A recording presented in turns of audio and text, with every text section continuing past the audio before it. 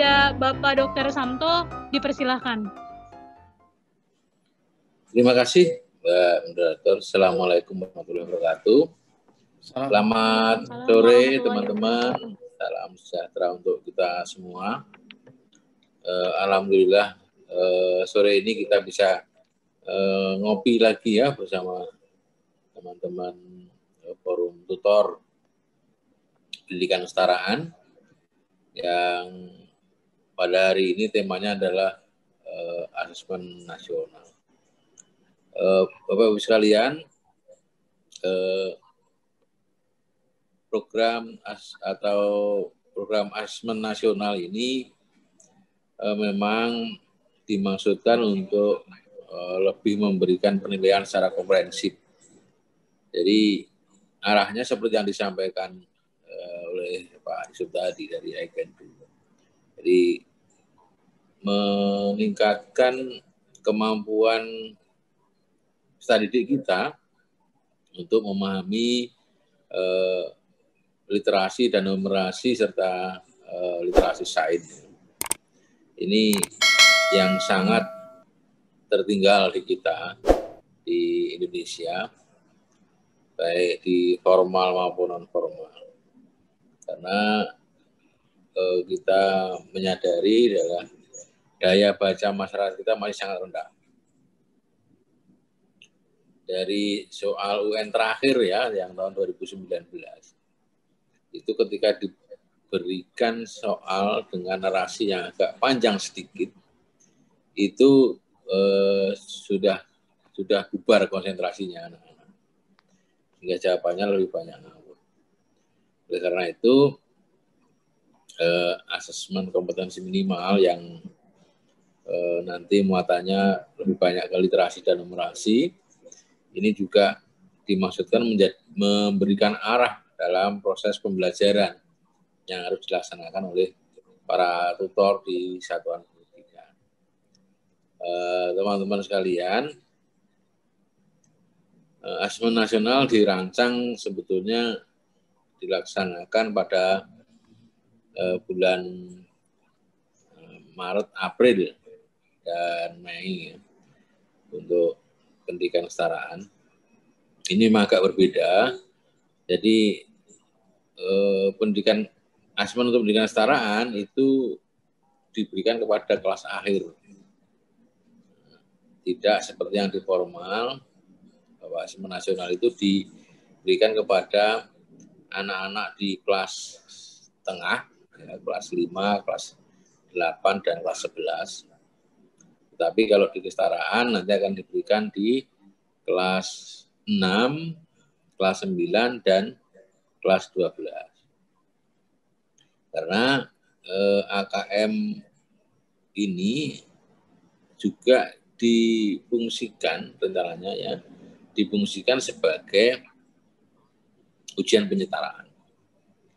Yang selama ini ujian penyetaraan dilakukan dengan mengikuti UN.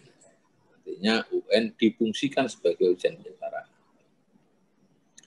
Dan ini merupakan amanah dari Undang-Undang Sistem Pendidikan Nasional dan PP nomor 17 tahun 2010 ya. Ini harus kita lakukan karena memang itu amanah dari perundangan. Nah, tahun ini yang semula direncanakan bulan Maret April itu diundur pada bulan September Oktober. Konsekuensinya ini tidak bisa diikuti oleh kelas akhir tahun ajaran 2020-2021. Karena mereka harusnya sudah lulus. Lalu apa nanti yang akan dilakukan? Yaitu tetap dengan melakukan ujian tingkat satuan pendidikan. Dan nanti akan diatur secara khusus melalui surat edaran Mendikbud. Ini sebetulnya sudah lama dibicarakan di Kemdikbud, sembari kita menyiapkan seluruh perangkat asesmen nasional, tetapi juga ada kekhawatiran tentang tren meningkatnya kasus penderita COVID-19 yang sampai saat ini tidak ada tanda-tanda menurun. Sehingga kalau ini tetap dilaksanakan di bulan Maret-April, dikhawatirkan akan menimbulkan kerumunan dan susah untuk menjaga protokol kesehatan. Sehingga Kemendikbud dalam hal ini mengambil inisiatif untuk menunda pelaksanaannya demi keselamatan dan keamanan seluruh peserta didik. Banyak yang bertanya kenapa AKM nasional dijadikan ujian penyetaraan. Ini memang pilihan yang paling memungkinkan dan paling kecil resikonya bagi para peserta pendidikan kesetaraan. Karena kalau kita mengikuti PP nomor 17 tahun 2010, itu harus ada ujian penyetaraan sendiri yang dilaksanakan oleh BSNP. Sedangkan AKM tujuannya berbeda, karena untuk memberikan rapot pendidikan bagi satuan pendidikan. Nanti begini, hasil AKM ini difungsikan sebagai penyetaraan bukan untuk menentukan lulus tidak lulus, tetapi memberikan skor kesetaraannya. Saya berikan analogi seperti TOEFL. Tes TOEFL itu tidak ada keputusan lulus tidak lulus tes TOEFL, tetapi mempunyai skor sekian.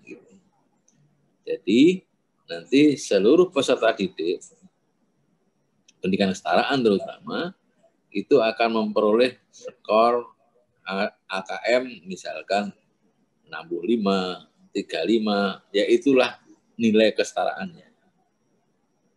Jadi tidak ada lulus tidak lulus. Penentu kelulusan tetap oleh satuan pendidikan, yaitu melalui ujian pendidikan kesetaraan yang dilaksanakan oleh satuan pendidikan. Lalu bagaimana nanti proses kelulusan, karena ini masa pandemi, maka pertimbangannya masih sama dengan tahun 2020, yaitu bahwa ujian pendidikan kesetaraan harus dilaksanakan secara daring atau ujian jarak jauh. Diperkenankan mengumpulkan peserta didik dalam jumlah besar, kecuali diizinkan oleh pemerintah daerahnya masing-masing. Kemudian juga nanti harus peserta didiknya, peserta yang ikut ujian pendidikan kesetaraan adalah peserta didik yang terdaftar di biodata asesmen nasional. Jadi tidak boleh sembarangan semua orang ikut ujian pendidikan kesetaraan di satuan pendidikan. Boleh ikut tapi tidak akan menerima ijazah. Itu tidak akan diakui setara. Karena sekarang ini berdasarkan verifikasi dan validasi adalah peserta-peserta yang sudah terdaftar secara rutin di satuan pendidikan sehingga masuk dalam biodata peserta asesmen nasional. Tolong ini dijadikan perhatian. Bagi satuan pendidikan nanti harus memastikan bahwa peserta yang ikut ujian pendidikan kesetaraan di tingkat satuan pendidikan itu adalah peserta yang masuk ke biodata asesmen nasionalnya Pusmenjar, sehingga datanya akan terlacak. Kemudian seperti tahun kemarin juga, nanti semua satuan pendidikan harus menginput data hasil atau nilai UPK ke aplikasi yang nanti akan disediakan oleh Direktorat Jenderal Polhukam. Ini juga harus menjadi perhatian, jangan sampai nanti anak-anak kita sudah lulus, tidak dimasukkan ke database, ketika suatu saat ada masalah, ada komplain dan sebagainya, teman-teman tidak punya backup data di aplikasi Dapodik. Kalau nanti tidak ada datanya di situ, dianggap ijazahnya tidak sah. Mungkin ijazahnya asli yang ditulis, ya, kita dapat belangko asli. Tapi kalau datanya tidak ada di situ, itu dianggap ijazah tidak sah. Jadi teman-teman, asesmen nasional ini merupakan upaya kita untuk meningkatkan kualitas pembelajaran. Jadi di samping AKM ada dua lagi, yaitu survei karakter yang diikuti oleh peserta juga di hari kedua. Kemudian ada survei lingkungan belajar. Survei lingkungan belajar ini diikuti oleh semua tutor yang mengajar di satuan pendidikan itu dan kepala sekolahnya atau kepala satuan pendidikannya. Jadi ketika seorang tutor ngajar di 3 sekolah, maka dia harus mengikuti survei lingkungan belajar 3 kali, karena dia akan disurvei di 3 satuan pendidikan.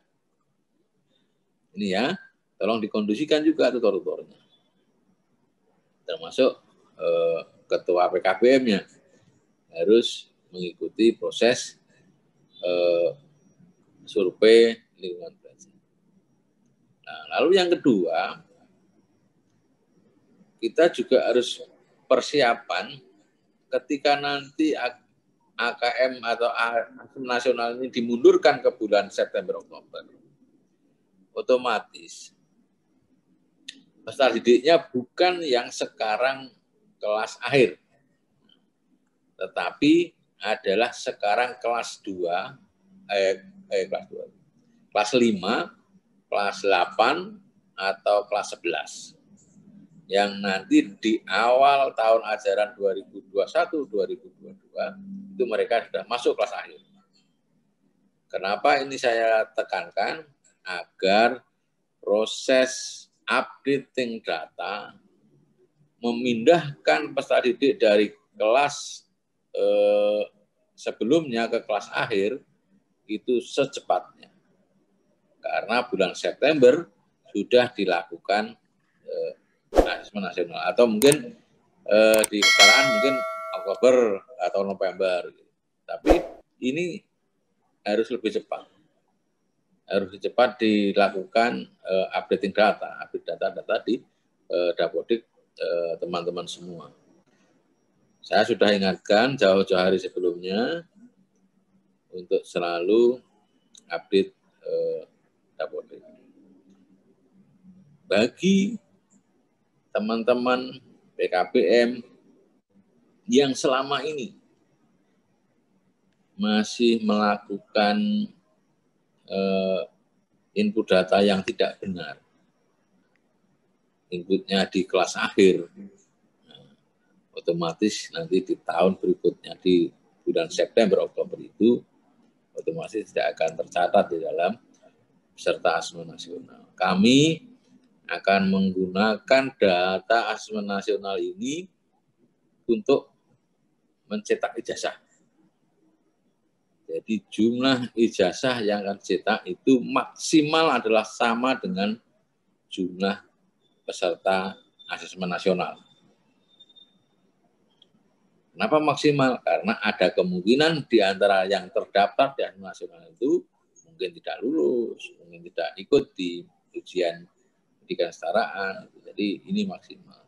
Jangan membuat daftar di luar yang sudah masuk ke biodata asesmen nasional. Inilah, jadi bukan berarti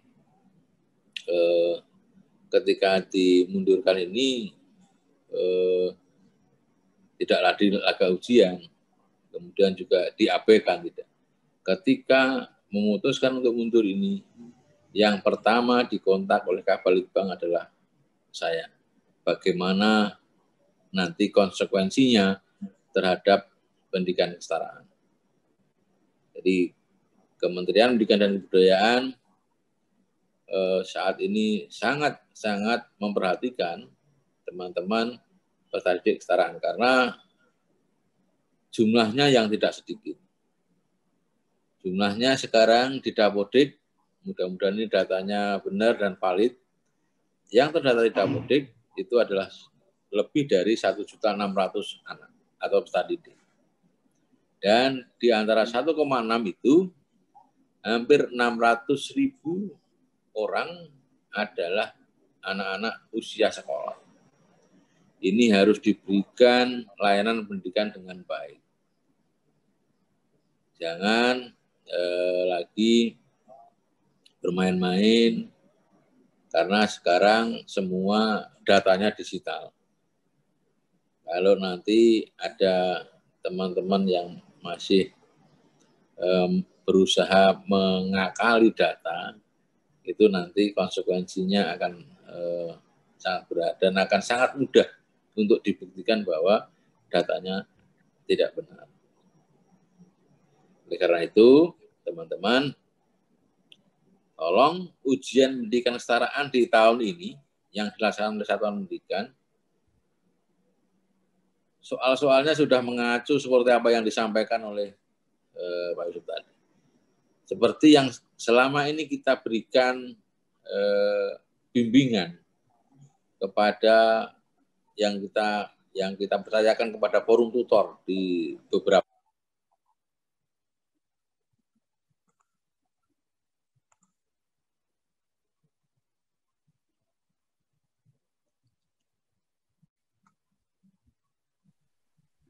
Mohon izin Pak Direktur, suaranya hilang.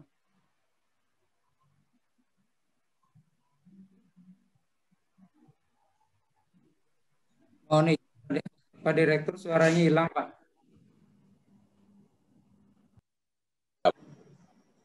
Dalam kehidupan nyata, hidup itu tidak seperti mengerjakan soal pilihan ganda yang bisa digesing A, B, atau C.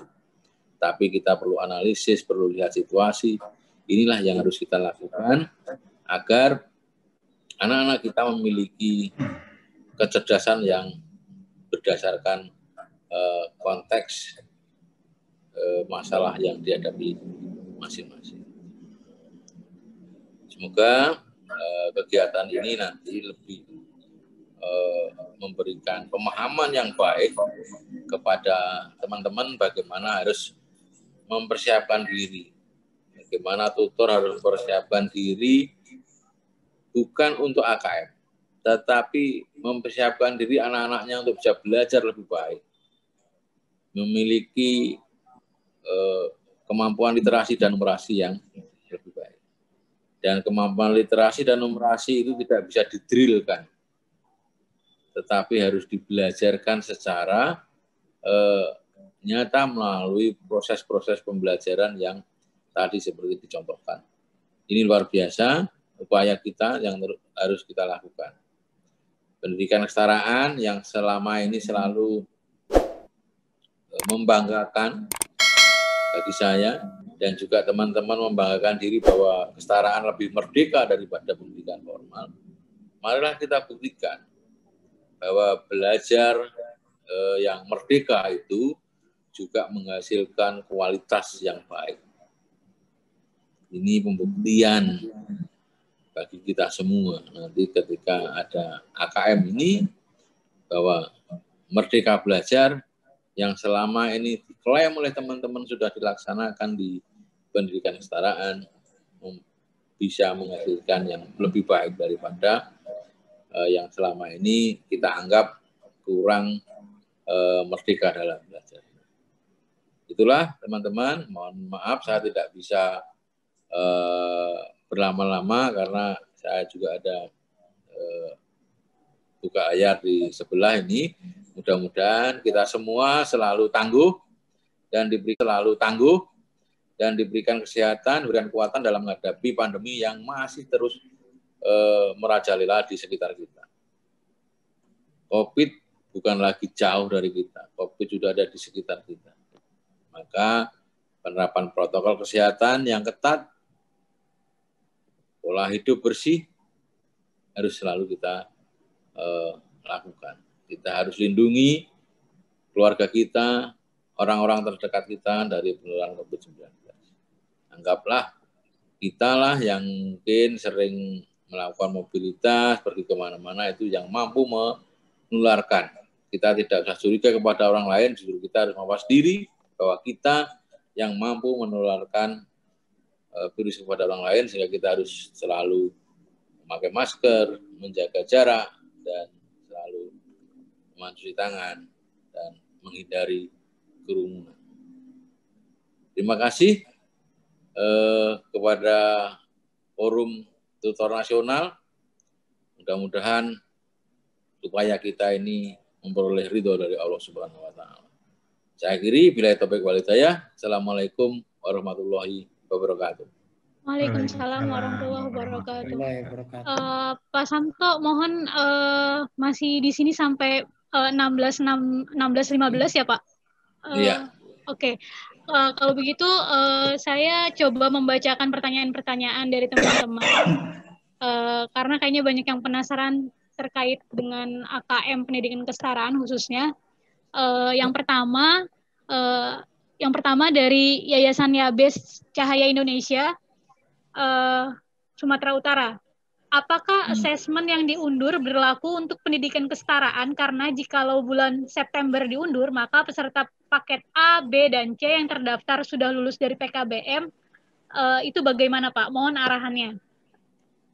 Ini juga hampir senada beberapa pertanyaan kaitannya dengan apakah benar diundur AKM untuk pendidikan kesetaraan, dan kalau misalnya diundur itu wujud dari penilaian akhir peserta didik di kelas akhir, kelas 6, 9, dan 12 itu seperti apa.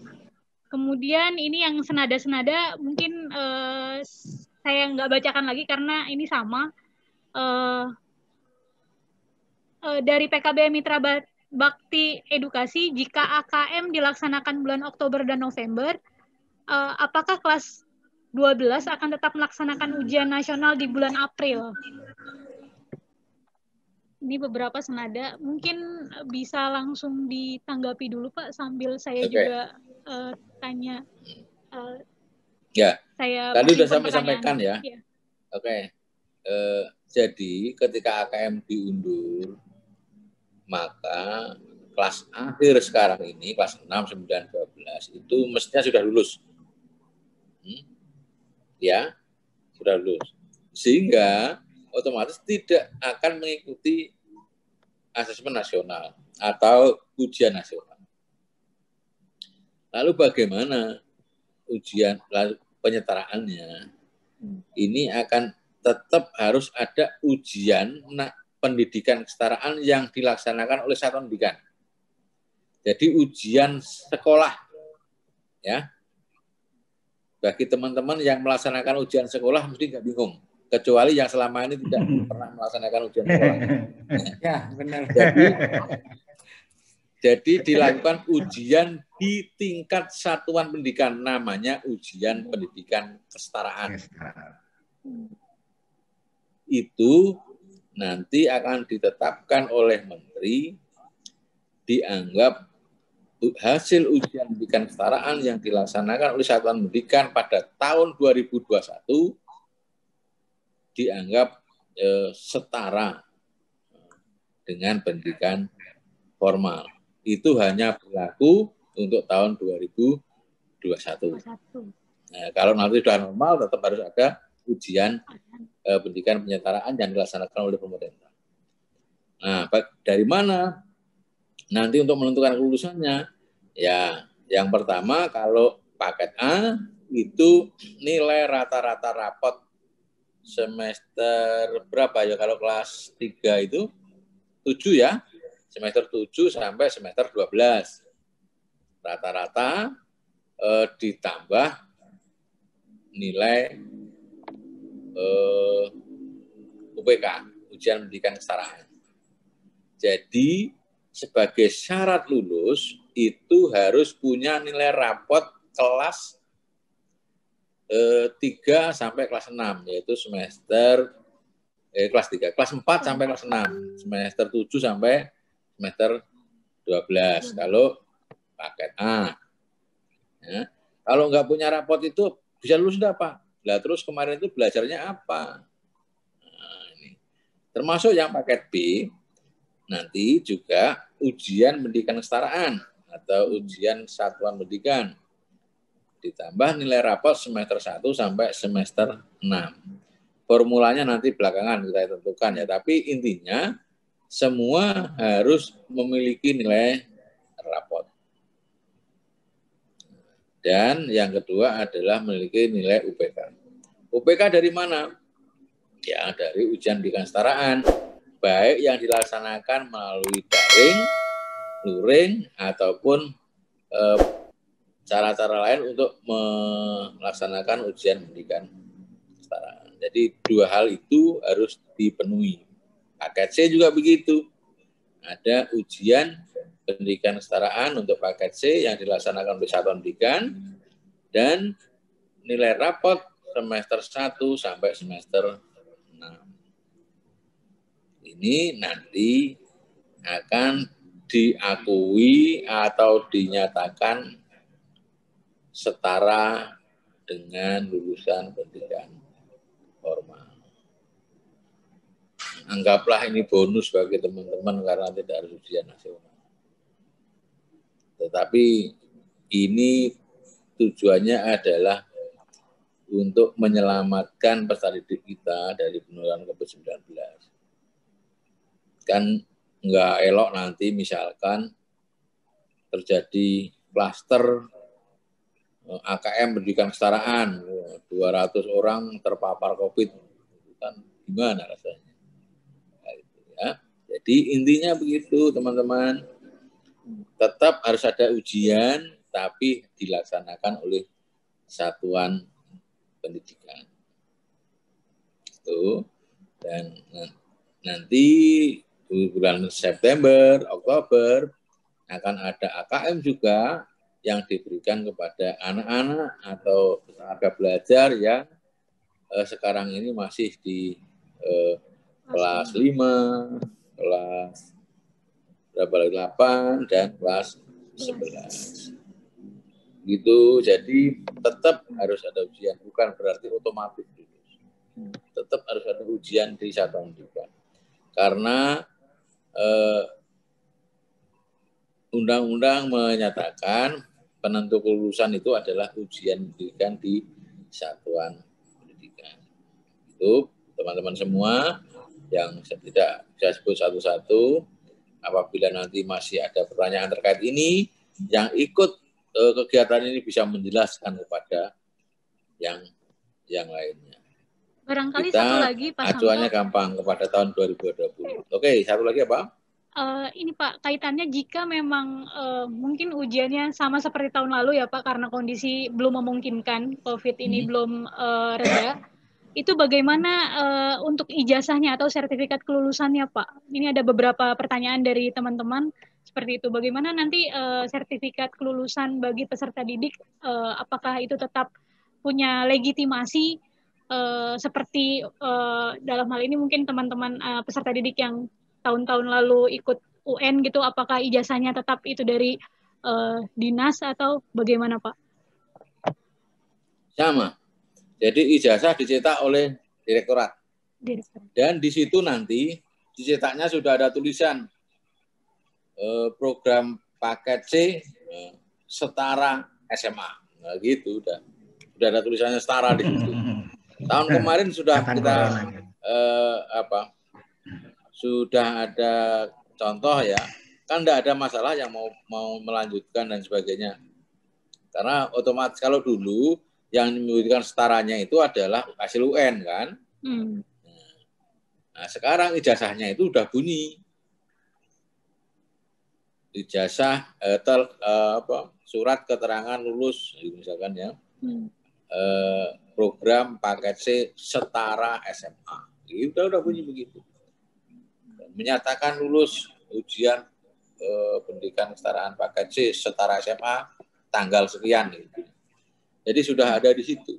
Tertiban cukup satu. Jangan khawatir. Karena tahun kemarin juga nggak ada kok. Nggak ada komplain. Misalnya yang anak-anak paket A masuk ke SMP juga bisa.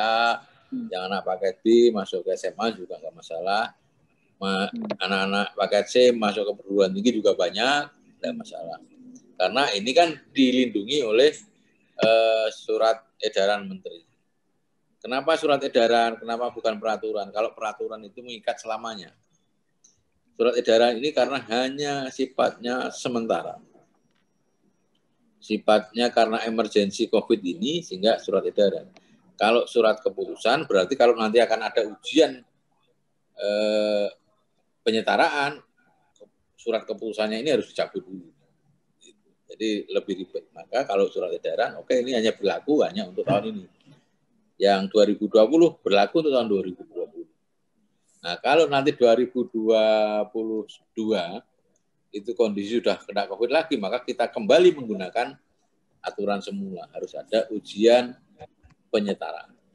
Saya kira itu, teman-teman, mohon maaf, saya tidak bisa berlama-lama dengan teman-teman. Mohon maaf sekali karena ada acara yang bersamaan. Terima kasih sekali lagi. Salam sehat, salam tangguh untuk kita semua. Salam sehat juga Pak. Terima kasih Pak Samto atas waktunya dan atas paparannya. Saya yakin sebenarnya ini masih banyak sekali pertanyaan-pertanyaan dari teman-teman yang kaitannya tentang kebijakan. Mulai dari apakah nanti soal UPK-nya tingkat satuan pendidikan yang menyiapkan, atau dinas, atau kementerian, atau posnya juga seperti apa. Nah, itu ini pertanyaan-pertanyaan yang kemudian menyusul nih Pak. Itu nanti akan dijawab oleh Pak Fauzi. Oh, oke, baik Pak. Kalau Pak, itu akan dijawab oleh Pak Fauzi. Oke, baik Pak Direktur. Harus Pak Samto kalau yang gitu-gitu ya. Baik Pak. Sekali lagi terima kasih Pak Samto, sehat-sehat juga untuk Pak Samto. Sama-sama. Semoga lancar kegiatan yang lainnya. Waalaikumsalam warahmatullahi wabarakatuh. Ya.